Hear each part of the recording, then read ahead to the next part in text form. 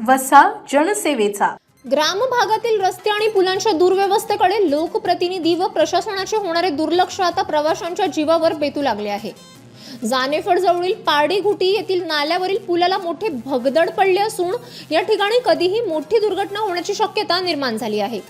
मात्र इतकी गंभीर परिस्थिती असतानाही संबंधित प्रशासन मात्र सुस्त असल्याचे पाहायला मिळत आहे। यावर्षी झालेल्या अतिवृष्टीमुळे या नाल्याला मोठा पूर आला होता। पावसाच्या प्रवाहामुळे पुलावरील स्लॅबचा काही भाग वाहून गेला असून पुलाचे नळकांडे पूर्णपणे उघडे पडले आहे।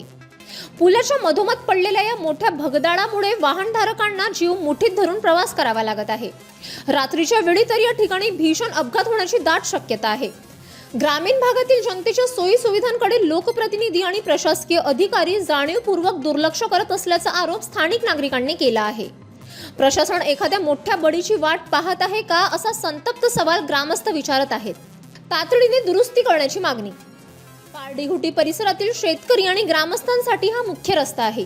पुलाची अवस्था अत्यंत दयनीय झाली असून तातडीने दुरुस्ती न केल्यास हा मार्ग पूर्णपणे बंद पडू शकतो।